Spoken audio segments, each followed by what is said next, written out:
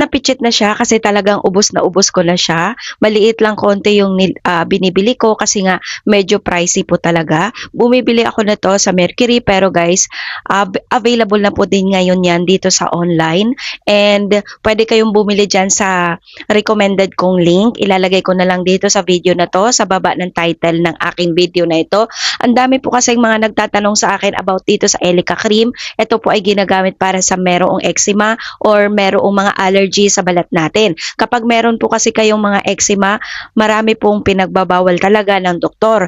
Akin naman, kaya meron akong laging ganito kasi natitrigger po siya or bumabalik, nangangati pa rin yung balat ko kapag nakakain ako ng bawal. Like mga pag nasobrahan ako ng kain ng tuyo, pag nasobrahan ako ng kain ng manok, pag nasobrahan ako ng kain ng mga peanut, pag nasobrahan ako ng kain ng itlog, yun po. Kaya dapat moderate lang po talaga ang pagkain natin kapag meron tayong allergy sa skin or kapag meron tayong eczema or galis. In short, kapag social ka, allergy. Pero sa totoo lang, galis or eczema or allergy, parang iisa lang yon. Yun nga lang, kapag meron kang eczema, malala po yun. Or halimbawa, ano pa nga yung isa na parang eczema din. Pero guys, maaampat ang kate kapag meron ka nitong Elica. At the same time, matutuyo po yung pagtutubig-tubig niya. Kasi pag nagtutubig yun, kakalat at mahahawa yung ibang skin mo na wala pa siyang eczema or wala pang damage. Kaya naman, meron ako nito kaso ubos na, magpapabili ako ulit dahil alam nyo guys, ito yung pinakamahirap para sa akin dahil kapag nakakain ako ng bawal, minsan pati sa ilalim ng aking tainga, makate talaga as in makate. Pero kalimitan naman, etong braso ko at binti dahil yun yung mga ina-applyan ko ng iba't ibang beauty products para i-try. Minsan nangangati din po talaga kaya hindi ako pwedeng mawala nitong Elica cream. By next, bibili ako nito. Pero dito lang ako bibili sa recommended kong link kasi ano din po yan, legit po yan. Mura kasi dito dahil naka-direct po siya. Kapag bumili kasi tayo sa Watsons or Mercury, medyo mahal po talaga siya. Pero dito, naka-direct po tayo sa online nila mismo, kaya medyo mura po talaga. Kaya kapag nagustuhan nyo, bumili kayo. Ito yung comment kasi na na-captured yung aking dahil gustong-gusto niya rin daw gumaling yung kanyang eczema or allergy or problem sa skin niya. So, yan yung kinuha kong comment. Sa mga gusto talaga or kasi alam nyo guys, yung kapatid ko nagkaroon din talaga ng eczema kasi nasobrahan din siguro ng mga, alam nyo kasi pag sobra-sobra yung kain nyo ng mga bawal, talagang mangangati yung balat nyo guys. At kapag kinamot nyo naman, kapag meron kayong eczema, pag kinamot nyo ay talaga namang lalala talaga siya. At kakalat yan sa buo nyong balat, sa buo nyong katawan. Kasi nung akin guys, eto pa nga yung pilat, o kita nyo, ayan pa yung pilat, unti. Pero konti na lang kasi nga, nilalagyan ko ng mga pang-whitening na sabon or whatever kung ano yung pwedeng makapagpaputi dyan, nilalagay ko kaya yung pilat niya, unti na lang talaga siya. Pero meron at meron pa din yan na naka-mark pa din siya dyan. So, Elica cream, maganda po siya gamitin talaga sa eczema natin. Pero sa totoo lang guys, ang Elica cream, hindi po siya ginagamit lagi-lagi. Kasi meron pong bad effecto sa health natin kapag lagi-lagi natin ginagamit. Kailangan unti lang po ang pag-a-apply nito. Unti lang, unting pahit lang, as in yung damage lang talaga yung lalagyan nitong Elica cream. Ang dami-dami, alam nyo sa totoo lang, ang daming mga nagagalit sa akin dito sa Elica cream na ang tagal-tagal ko raw sabihin. Una kong binlog to, nag-viral kasi, tapos hindi pa ako masyadong marunong mag-vlog noon, tapos kung ano-ano mga pinagsasabi ko doon sa aking vlog bago ko i-introduce itong Elica. So ngayon, sanay na ako mag-promote o mag-introduce ng mga products. So dire-diretso na tayo, wag nang paligoy-ligoy pa, no? Para nga to sa Elica cream. Sa mga nagtatanong kung ano ba ang pupwede at ang daming mga may eczema kasi.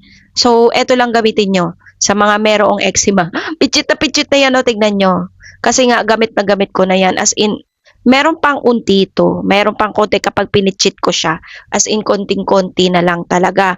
Pero kapag nag-apply kasi tayo sa damaged skin or meron tayong allergy, super konti lang talaga ang pwede nating ipahid. Hindi puwedeng sobrang dami dahil meron din 'tong bad effect talaga, inuulit ko, meron ding bad effect 'to sa health natin dahil ang cream na mga ganito parang anong tawag ba dun? Hindi ko ma-explain. Wala tayo sa sa medicine.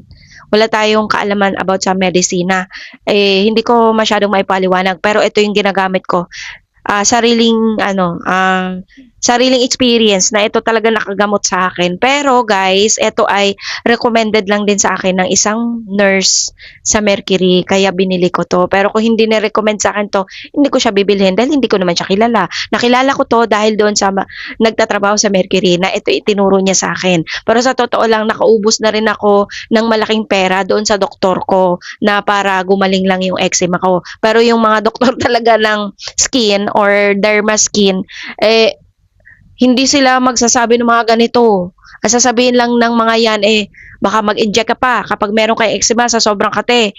Para mawala yung kati-kati, mag-i-inject kayo. Huwag kayo magpapa-injection talaga guys kasi yun yung makakasira ng inyong bato. Yes, kasi may mga iba nga namatay na nga dahil sa pag-i-inject, dahil sa sobrang kate na rin siguro hindi nila makayanan, nagpa-injection sila. Pero wag kayo magpapa-inject talaga. Wag na wag kayong uminom tungkol sa pangangate ng skin nyo. Kasi merong akong kilala na nagkaroon sila ng allergy sa balat as sobrang kate daw kaya umiinom sila ng gamot, nagpa-injection sila at ayun hindi sila nagtagal.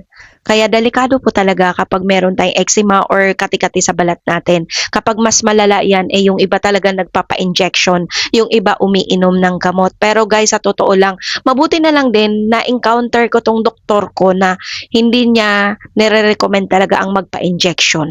At eto, hindi din nila nire-recommend to kasi nga baka daw basta may bad effect kasi ito sa katawan natin.